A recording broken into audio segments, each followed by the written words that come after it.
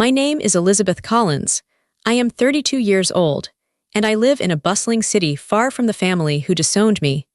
The golden doors of the Evergreen Resort Ballroom looked exactly the same as they did the night I left. But I was different.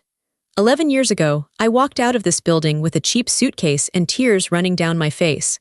Tonight, I walked in wearing a Valentino gown, holding the hand of my husband, Michael, and my son, Leo. I wasn't the failure daughter anymore. I was the CEO of a medical empire, but they didn't know that yet. I scanned the room. The music was loud, but my heart beat louder. Then I saw them. My sister, Grace, in her white dress. My father, Dennis, holding a glass of champagne. My mother, Margaret. Their eyes landed on me. The smiles dropped from their faces instantly. It was like seeing a ghost. My mother marched over, her face twisted in that familiar look of disgust.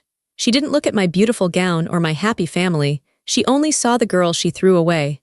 "What are you doing here?" she hissed, her voice low and sharp. The room went quiet around us. She thought she could still hurt me. She had no idea who I had become. But before I tell you how everything flipped and subscribe, drop a comment. Where are you watching from? My name is Elizabeth Collins. I am 32 years old. My mother's hiss in the ballroom took me back instantly. It took me back to the worst night of my life. I was 21 years old. It was a Tuesday. It was raining hard against the windows of my parents' house. I remember the sound of the rain because it was the only sound in the room before the shouting started. I stood in the living room holding a piece of paper. It was a bank statement. My hands were shaking. I had gone to the bank that morning to pay my tuition for my final year of college. The teller looked at me with pity. She told me the account was empty. Zero. I walked home in a daze. When I walked into the house, my parents were sitting on the couch watching TV. Grace was there too. She was painting her nails on the coffee chair. She was 23 then, 2 years older than me, but she acted like a teenager. "Where is it?" I asked. My voice was small. My father didn't look away from the TV. "Where is what, Elizabeth?" "My college fund," I said. "The money Grandma left for my education. The account is empty." My mother finally looked up. She didn't look guilty. She looked annoyed. She took a sip of her tea and set the cup down slowly. "We had to move some things around," she said. "Move things around?" I stepped closer. "That was $40,000. That was for my degree. I have 1 year left. I can't register for classes without it." Grace blew on her nails. She looked bored. "God, Liz. Stop being so dramatic. It's just money." "It's not just money, Grace. It's my future," I yelled. My father stood up then. He was a big man, and when he was angry, he filled the room. "Do not raise your voice in this house, young lady." "You stole from me," I screamed. I couldn't stop myself. "Where did it go?" My mother stood up too. She smoothed down her skirt. Grace needed it. She was in a bad place. She needed a fresh start.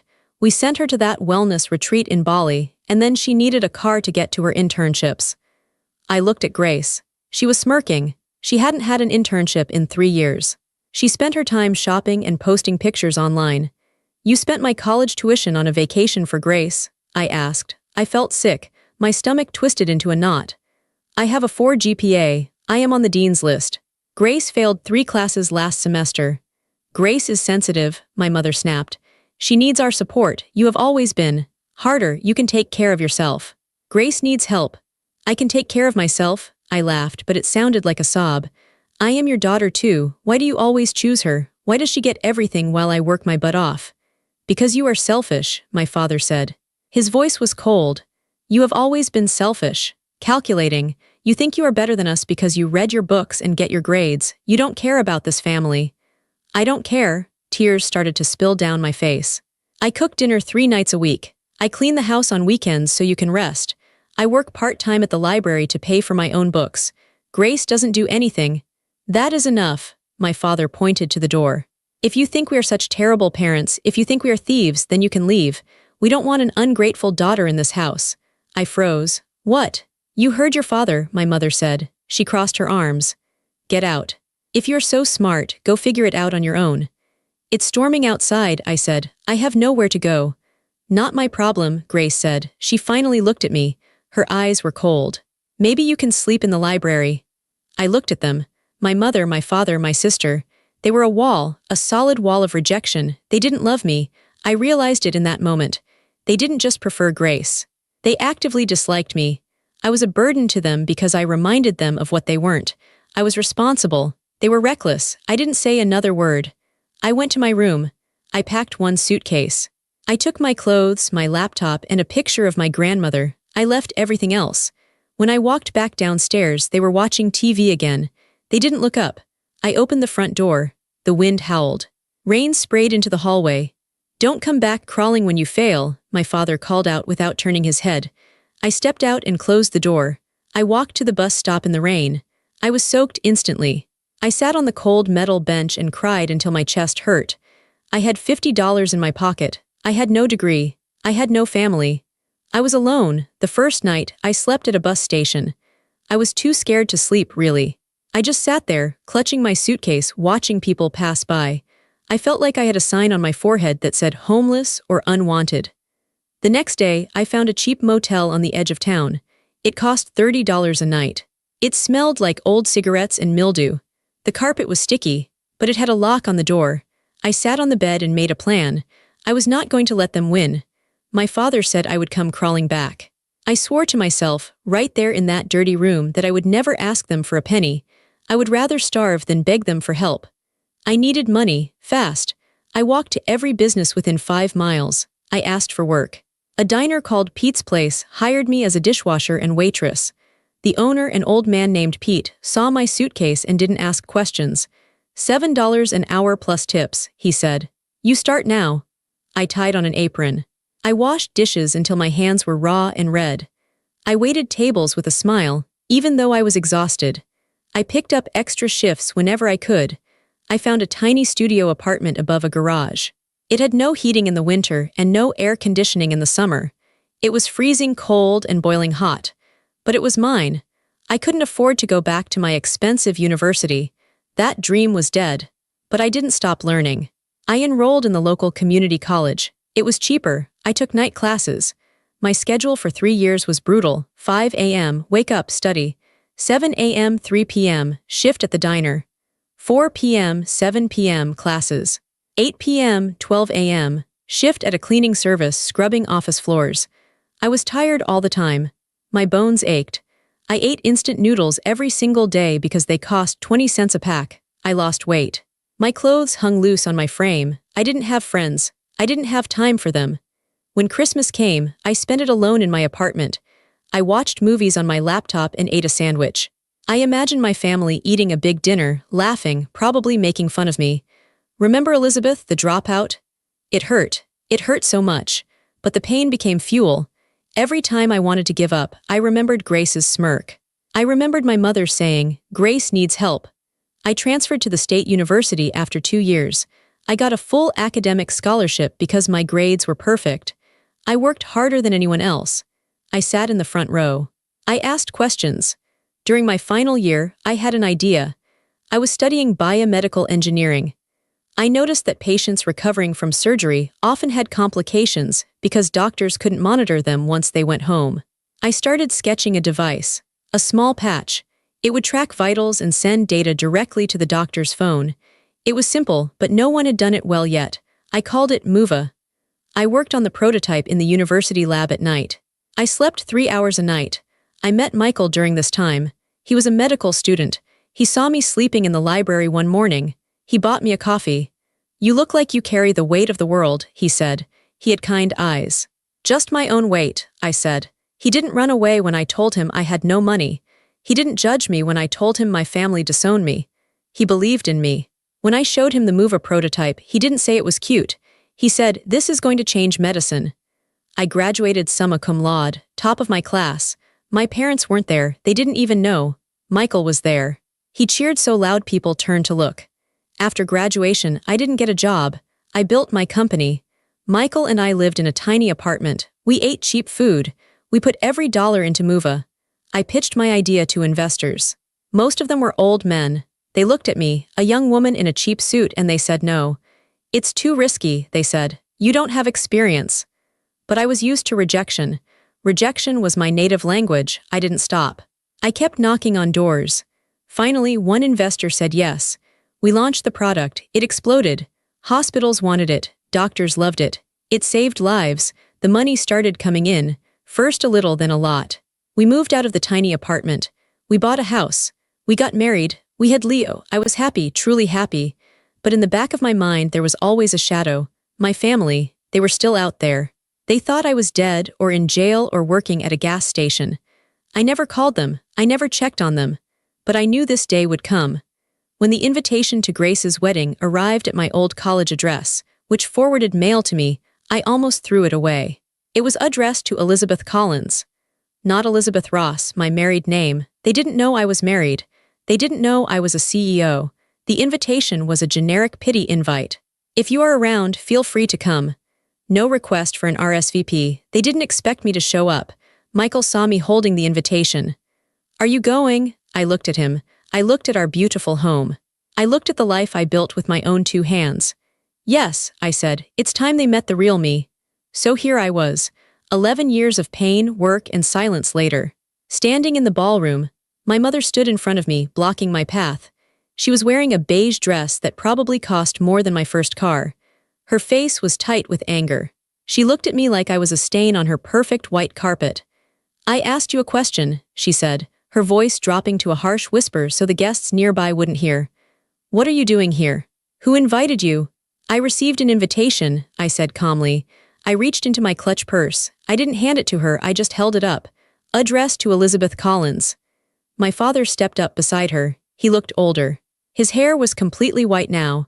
He looked at Michael, then at Leo, and finally at me. He didn't look happy to see his grandson. He looked suspicious.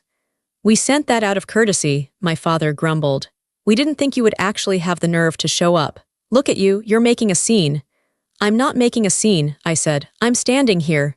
You look. My mother looked me up and down again. She seemed confused by my dress. It was a Valentino. It was elegant, dark green, and tailored perfectly to my body. It wasn't something a dropout waitress could afford. Did you rent that dress? Are you trying to beg for money? Because if you are here to ask for a handout, you can turn right around. Grace appeared behind them. She looked beautiful in her wedding dress, but her face was pale. She stared at me with wide eyes. She didn't look like a happy bride.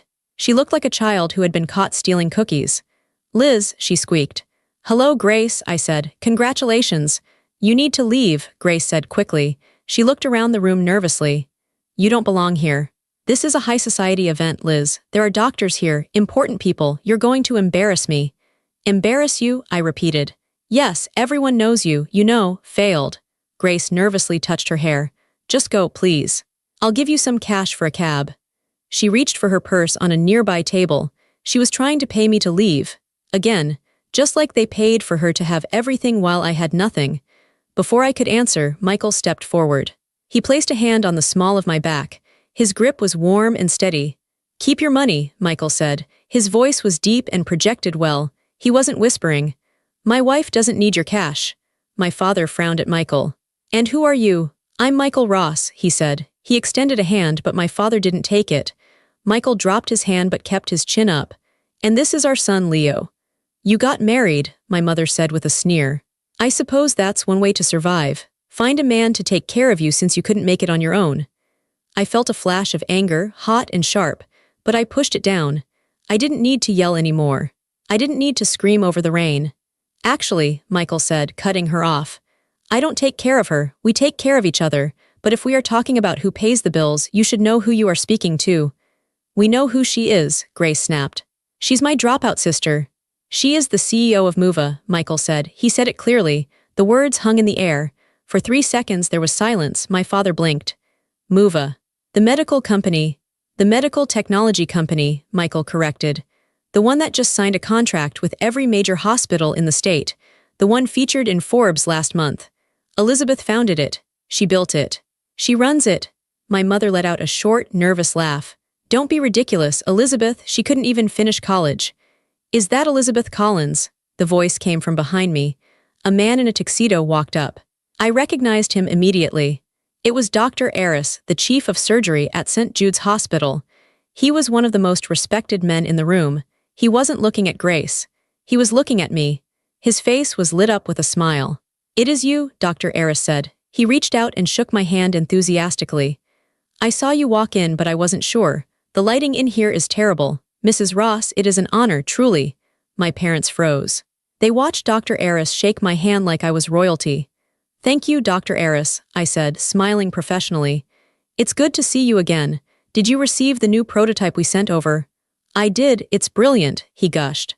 He turned to my parents, who stood with their mouths slightly open. You must be her parents. You must be incredibly proud. Muva has revolutionized how we handle post-op care. Your daughter is a genius. A literal genius. The color drained from my mother's face. She looked at Dr. Eris, then at me, then back at Dr. Eris. She tried to form a smile, but it looked like a grimace. Yes, of course, my father stammered. He looked lost. We didn't know she was active in the field, my mother said weakly. Active? Dr. Eris laughed. She owns the field. She's the keynote speaker at the National Medical Conference next month. I'm just hoping I can get a front row seat. More people were starting to look. The whisper Muva rippled through the crowd. In this room, filled with doctors and hospital administrators, Muva was a household name. It meant innovation. It meant money. It meant power. Grace stood there, gripping her bouquet so hard her knuckles were white. She looked small. Suddenly, her expensive wedding dress didn't look so impressive. Her important day was being overshadowed, and she knew it. I didn't know you knew Dr. Eris, Grace whispered to me. Her tone wasn't superior anymore, it was frightened. There is a lot you don't know, Grace, I said softly. My mother tried to recover. She stepped closer to me, her voice changing instantly. It became sickly sweet, the public voice she used to charm people. Elizabeth, darling, why didn't you tell us? She reached out to touch my arm. I took a half step back. Her hand fell to her side. Tell you, I asked. You told me to leave and never come back. You told me I was a failure. I just followed your instructions. Oh, don't be silly, she laughed nervously, glancing at Dr. Eris to see if he heard. Families fight. It's what we do, but look at you. You're a success. Dennis, look, our daughter is a CEO. My father puffed out his chest. Yes, well, the apple doesn't fall far from the tree, does it? We always knew she had the drive. I stared at him. The audacity was breathtaking. They were trying to rewrite history in real time. They wanted to claim my success. They wanted to take credit for the woman I became, despite the fact that they had tried to destroy her. I didn't yell, I didn't call them liars in front of Dr. Eris. I just smiled, a cold, polite smile. I think the tree tried to chop the apple down, actually, I said pleasantly. My father choked on his drink. Dr. Eris looked confused for a moment, sensing the tension. Well, I don't want to intrude on a family reunion, but Elizabeth, please save a dance for me later. I have questions about the sensor integration. Of course, doctor, I said. He walked away. The circle around us felt different now. People were watching me with respect. They were watching my parents with confusion. Grace looked at her husband, Daniel, who was talking to a group of men across the room. She looked terrified that he would come over. Please, Grace hissed under her breath. Don't ruin this for me. Daniel comes from a very prominent family. If you make a scene— I'm just a guest, Grace, I said. Guests don't make scenes, they just exist. But my existence was the problem. My existence proved she was a liar. And as I looked at her shaking hands, I realized she knew it too. The reception dinner was starting. Waiters were moving around with silver trays. The noise level in the room was high, clinking glasses, laughter, music. Michael, Leo, and I were seated at a table near the back. My parents hadn't assigned us a table, obviously, so the wedding planner had frantically set up 3 extra spots at table 19, which was mostly filled with distant cousins who hadn't seen me since I was a teenager. They were polite but awkward. They asked what I did. When I told them I ran a tech company, they nodded politely, clearly not understanding the scale of it. I didn't explain. I just cut Leo's chicken for him and sipped my water. I saw Daniel, the groom, making his rounds. He was a tall man with kind eyes and a nervous smile. He looked like a good man. He was shaking hands, thanking people for coming. He worked his way toward table 19. When he got to us, he stopped. He looked at me, then at the name card on the table, Elizabeth Collins. He frowned. A look of genuine confusion crossed his face. He leaned in. Elizabeth? He asked. Grace's sister. I stood up to shake his hand. Yes, hello, Daniel, congratulations. He took my hand, but he didn't let go immediately. He was staring at me. I didn't think you were coming. Grace said. He stopped himself. He looked uncomfortable. What did Grace say? I asked. I kept my voice gentle. I wasn't angry at him. He was just another person Grace had manipulated. Daniel glanced toward the head table where Grace was laughing loudly with her bridesmaids. He looked back at me. She said you were. Unable to travel. She said you were in some kind of trouble. Financial trouble. She said she sent you money but you never responded. I felt Michael stiffen beside me. I placed a hand on his arm to calm him. Daniel, I said, Grace has never sent me money, not once. Daniel looked confused. But she told me about the college fund. She said you dropped out because you partied too much and failed your classes. She said her parents tried to help you, but you ran away. The lie was so specific. It was almost impressive. She had taken the truth and flipped it completely upside down. She projected her own failures onto me. Is that what she told you? I asked. Yeah, Daniel said. He looked at my dress. He looked at Michael's expensive watch. He looked at the way I held myself. But you don't look like someone in financial trouble. I'm not, I said. And Dr. Eris, Daniel continued, his brow furrowing. I saw him talking to you earlier. He looked like he knew you. He uses my company's technology, I said. Your company? Daniel asked. Muva, Michael said. He stood up too. Elizabeth is the founder and CEO of Muva. Daniel's jaw literally dropped. He was a doctor. He knew exactly what Muva was. You invented the remote post-op sensor. I did, I said. Daniel looked like he had been slapped. He stepped back, running a hand through his hair. I don't understand. Grace said you were a dropout. She said you weren't capable. I graduated summa cum laude from State University, I said. I worked 3 jobs to pay for it. I didn't have a college fund, Daniel.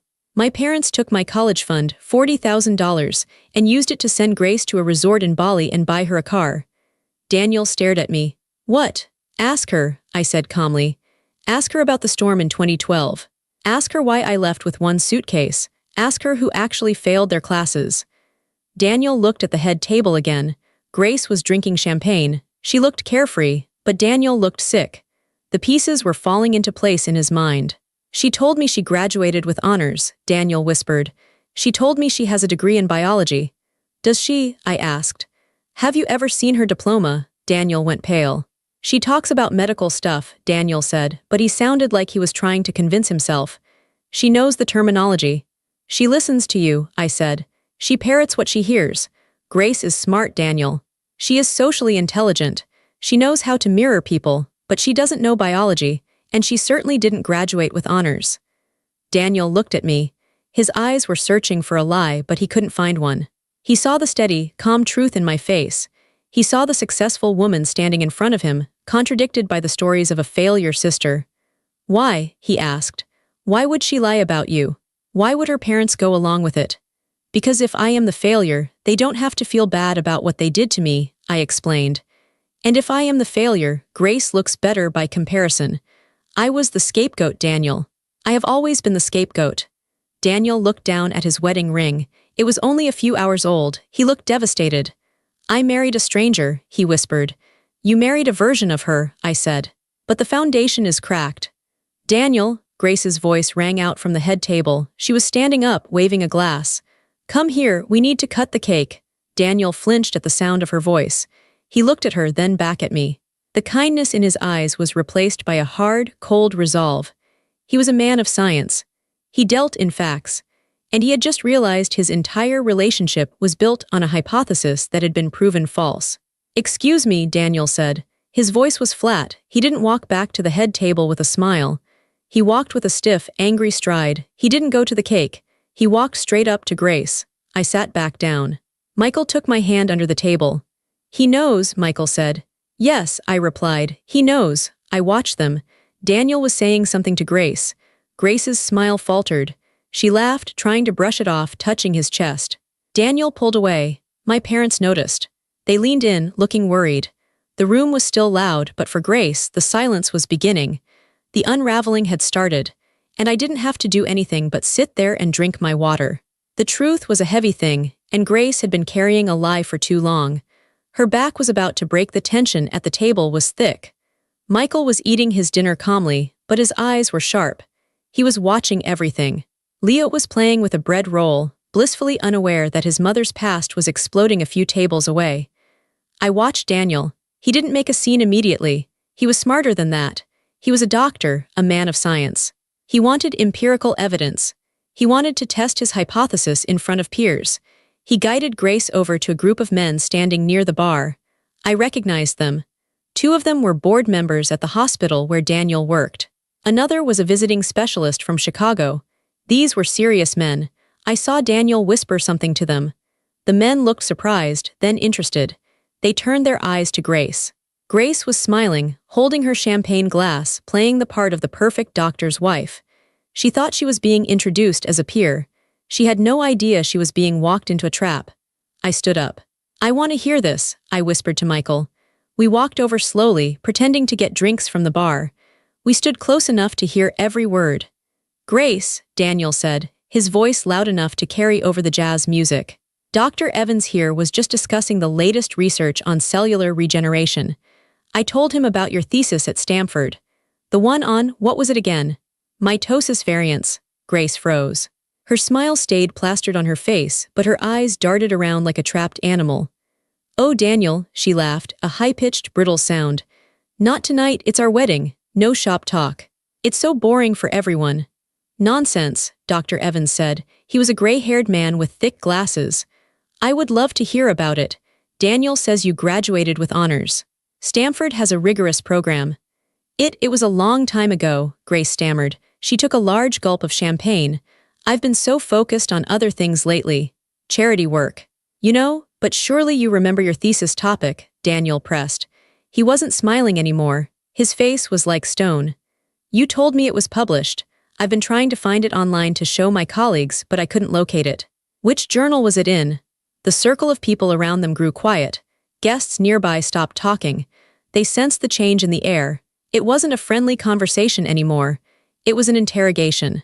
My parents, who had been hovering nearby, sensing trouble, stepped in. "Daniel, really," my mother said, placing a hand on his arm. "Grace is tired. She's had a long day. Let's not grill the bride." "I'm just proud of my wife," Daniel said, shaking my mother's hand off. He didn't look at her. He kept his eyes on Grace. "I want everyone to know how smart she is. Go on, Grace. Explain the core concept of your degree." Grace's face turned bright red. Sweat started to bead on her forehead. She looked at me. She saw me standing there, watching her. For a second, her eyes pleaded with me. "Help me." I didn't move, I didn't speak, I just watched. I don't feel well," Grace whispered. "Stanford doesn't offer a remote biology degree, Grace," Daniel said. His voice was like a whip crack. The silence in the room was absolute now. Even the band seemed to have quieted down. "What?" Grace whispered. "I called the registrar this morning," Daniel lied. "Or maybe he didn't, maybe he just knew. I wanted to surprise you with a framed copy of your diploma since you said you lost yours. They have no record of you, Grace. No Grace Collins, no degree, no honors." "There must be a mistake," my father blustered. He stepped forward, his face purple. "How dare you? On her wedding day." "How dare I?" Daniel turned on my father. "You told me she was the scholar. You told me Elizabeth was the failure. You sat in my living room and told me stories about Grace's late nights studying.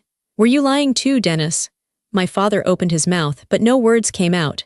He looked at Grace, waiting for her to come up with a lie to save them, but Grace had run out of lies. "I took classes," Grace shouted suddenly. She sounded hysterical. "I did. I took online courses. It's the same thing." "It is not the same thing as a degree from Stanford," Daniel shouted back. "And you didn't just lie about school. You lied about everything. You lied about your sister." Daniel pointed at me. Every head in the room turned to look at me. "That is Elizabeth," Daniel announced to the room. "The woman you all said was a dropout junkie. That is the CEO of Movatech. She designs the equipment half of you doctors use in your operating rooms." Gasps rippled through the crowd. I saw Dr. Eris nod solemnly. "She is the success," Daniel said, his voice breaking. "And you are the fraud." Grace burst into tears. It wasn't a pretty cry, it was an ugly, heaving sob. She dropped her champagne glass. It shattered on the marble floor, the sound echoing like a gunshot. "I hate you," she screamed at Daniel. Then she turned and screamed at me. "I hate you, you ruined everything." She gathered up her heavy skirts and ran. She pushed through the crowd, knocking into a waiter, and fled toward the double doors. My parents stood there, exposed. People were staring at them with open disgust. They looked small. They looked pathetic. I felt a hand on my shoulder. It was Michael. "Do you want to leave?" he asked. "Not yet," I said. "I have to use the restroom." I walked to the ladies' room. The hallway was quiet, a stark contrast to the chaos in the ballroom. I could hear the muffled sound of sobbing coming from inside. I pushed the door open. It was a fancy restroom, with velvet couches and gold mirrors. Grace was standing by the sinks. She was splashing water on her face, ruining her professional makeup. Her mascara was running down her cheeks in black streaks. She looked like a nightmare version of a bride. She saw me in the mirror. She spun around. Water dripped from her chin onto her dress. "Get out," she screamed. "Get out, haven't you done enough?" I walked in and let the door close behind me. I locked it. "I haven't done anything, Grace," I said. My voice was calm. It scared her. She was used to me yelling, crying, begging. She didn't know how to handle this version of me. "You showed up," she accused. "You showed up in that dress with your rich husband, acting like you're so better than everyone. You did this on purpose. You wanted to humiliate me." "I came to my sister's wedding," I said. "I was invited." "You know we didn't want you here," she shrieked. She grabbed a paper towel and scrubbed at her face violently. "We only sent the invite so Dad could say he tried. You were supposed to stay away. You were supposed to be the loser." "Why?" I asked. I leaned against the marble counter. I crossed my arms. "Why was it so important for me to be the loser, Grace? You had everything. You had the parents' love. You had the money. You had the vacations. Why did you need to destroy my reputation too?" Grace glared at me. Her chest was heaving. "Because you made me look bad," she spat. "Even when we were kids, you were always reading. You were always getting A's. Mom and Dad would look at you, and then they would look at me, and I could see it in their eyes. They wished I was smart like you." "So you stole my college fund?" I asked. "I deserved it," she yelled. "I needed a break, I was stressed. And you didn't need help, you always figure things out. You're like a cockroach, Elizabeth, you always survive." "I survived because I had to," I said, cold as ice. "I ate noodles for 3 years. I scrubbed toilets. I slept in a room with no heat while you were in Bali. And look at you now," she gestured wildly at my Valentino gown. "You're rich, you won. So why are you torturing me?" "I'm not torturing you," I said. "I'm just letting people see the truth. You built a life on lies, Grace. You married a man who fell in love with a fake person. You lied about your degree. You lied about me. Did you really think you could keep it up forever?" "I could have," she cried, "if you hadn't come back." "No," I shook my head. "Daniel isn't stupid. He would have found out eventually. And when he did, he would have left you. Maybe with a baby involved. Maybe 10 years later. I actually did you a favor. I ended it early." Grace slumped against the sink. She looked defeated. The fight was draining out of her. "He's going to leave me," she whispered. "He's going to annul the marriage." "Probably," I said. "My life is over," she sobbed. "Mom and Dad, they're going to be so mad at me. They hate looking bad." "They don't hate you, Grace," I said. "They are just like you. They enabled you. They created this monster. They are just as guilty." Grace looked up at me. Her eyes were red and swollen. Can you talk to him? He listened to you. Tell him I'm sorry. Tell him I'll get a degree. Please, Liz, help me just this once." It was the same pattern. Hurt me, then beg me for help. Kick me out, then ask for a favor. I looked at my sister. I looked at the person who watched me walk out into a storm with no money and didn't lift a finger. "No," I said. Grace blinked. "What? No," I repeated. "I won't fix this for you. I won't talk to him. I won't give you money. I won't lie for you." "But we're family," she wailed. "Family doesn't treat people the way you treated me," I said. "I have a family, Grace. His name is Michael, and Leo. You are just a relative. And a stranger." I pushed off the counter. I adjusted my dress. "Good luck, Grace," I said. I turned and walked out. She screamed my name as I left, but I didn't stop. I didn't look back. When I walked back into the ballroom, the atmosphere had completely shifted. Before, it was a wedding. Now, it was a crime scene. Groups of people were whispering, huddled together. The music had stopped. The cake sat uncut in the corner, looking ridiculous. My parents were sitting at their table. They were alone. No one was sitting with them. People were actively avoiding their side of the room. My mother was clutching her purse, staring straight ahead, her face a mask of shock. My father was drinking heavily. When I walked in, heads turned. But this time, the looks weren't judgmental. They were respectful. Some looked apologetic. I walked toward Michael and Leo. "Is she okay?" Michael asked. "She's crying," I said. "She'll survive." "Mrs. Ross," I turned. It was Dr. Evans, the man Daniel had spoken to earlier. He looked embarrassed. "I just wanted to apologize," he said. He held his hands together awkwardly. We were told a very different story about you. Daniel's in-laws, your parents. They painted a very specific picture. I feel foolish for believing it without meeting you." "It's not your fault, Dr. Evans," I said politely. Liars can be very convincing, especially when they are your parents. Well, he cleared his throat. I know this isn't the time, but the board is very interested in the MOVA sensors for our pediatric unit. Perhaps we could set up a meeting next week, under better circumstances. Call my office on Monday, I said. My assistant will set it up. He nodded, shook my hand and walked away. I looked over at my parents. My mother saw me. She stood up. She started walking toward me. She had that look in her eye, the look that said she was going to try to manipulate the situation. She was going to try to smooth it over. She reached me and tried to smile. It was grotesque. Elizabeth, she said breathless. Thank goodness you're back. Grace is. Well, she's having a moment. High emotions, you know. But listen, we need to do damage control. Daniel is furious. You need to go talk to him. Tell him it was a misunderstanding. Tell him Grace did take those classes, but maybe there was a paperwork error. I stared at her. I couldn't believe it. Even now, with the wreckage all around her, she wanted me to lie. Are you serious? I asked.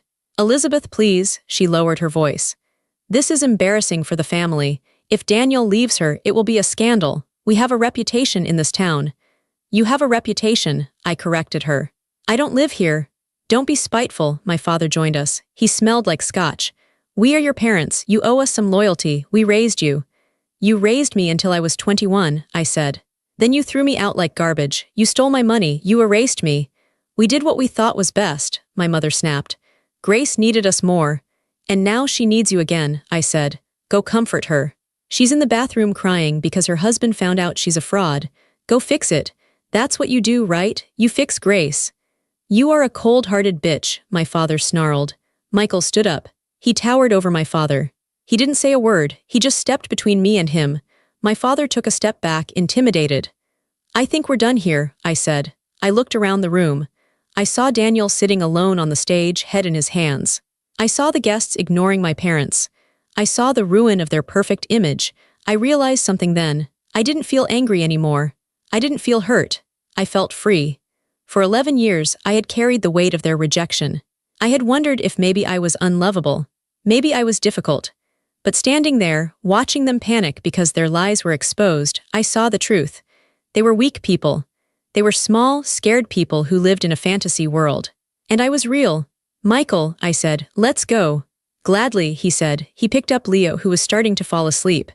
Wait, my mother called out. She sounded desperate now. Elizabeth, don't walk away. We can discuss this. We can work something out. She probably wanted to ask for money, or maybe she just didn't want to be left alone with the mess she made. I didn't answer. I took Michael's hand. We walked through the center of the ballroom. The guests parted for us like the Red Sea. They watched us with admiration. I held my head high. My Valentino dress rustled softly.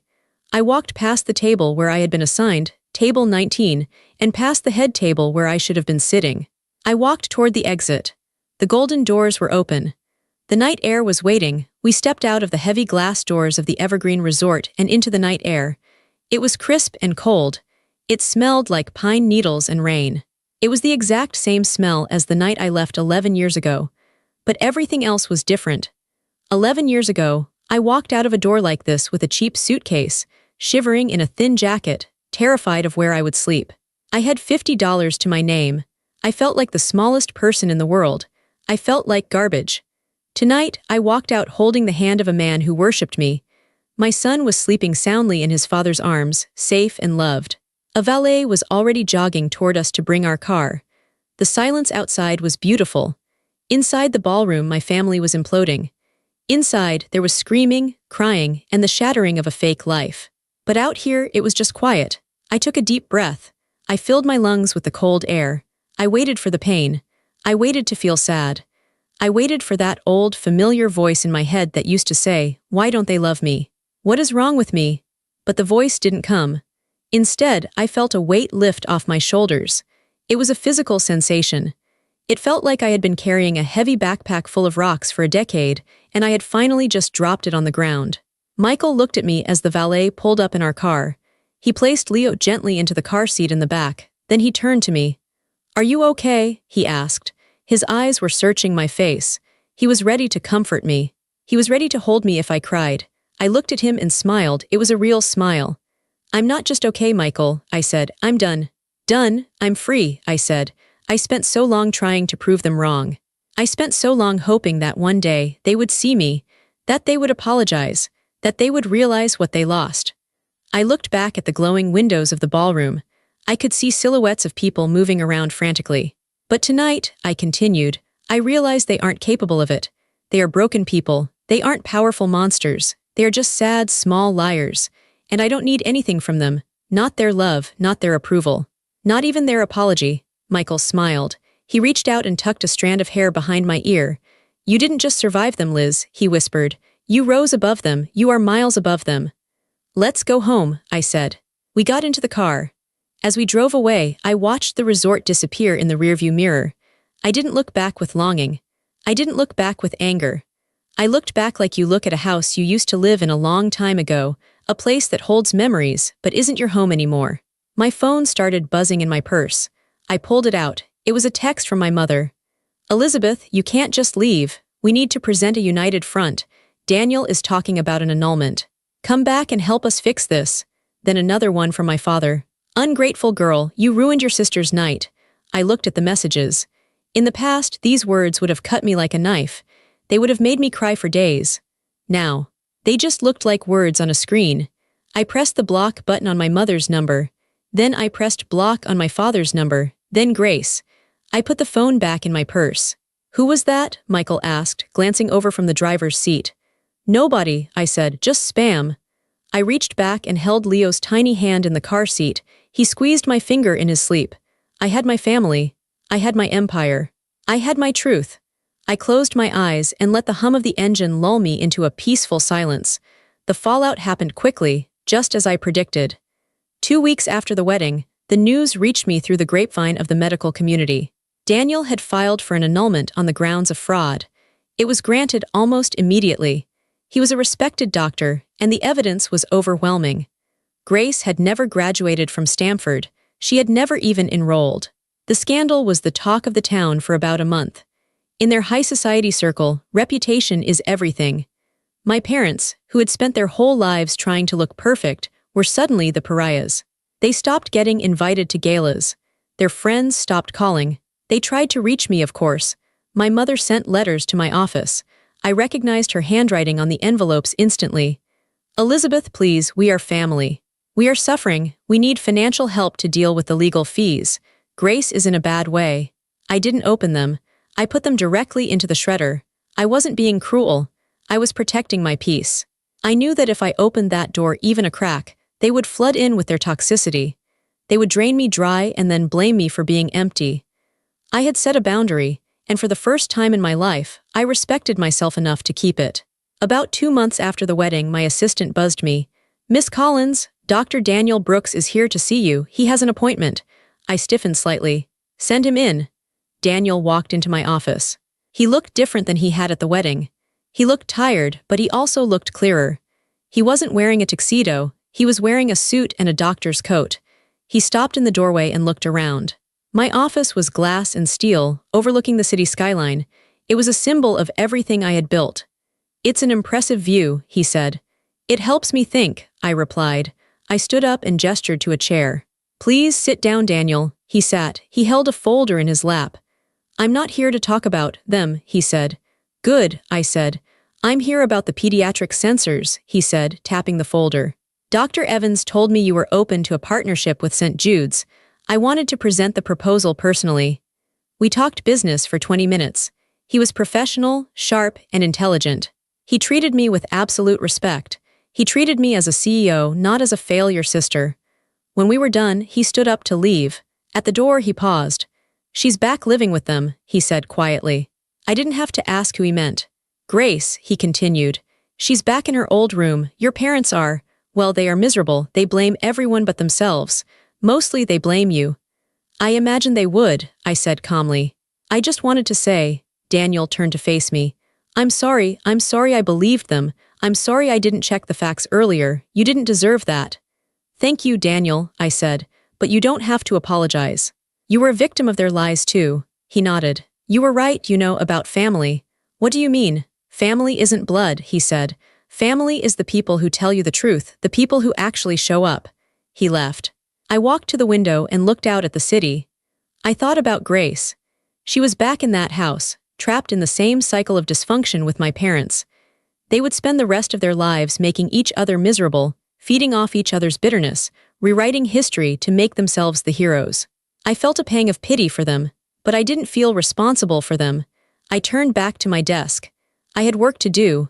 That afternoon, I had a meeting with a group of scholarship students. I had started a new program through MOVA. It was called the Second Chance Initiative.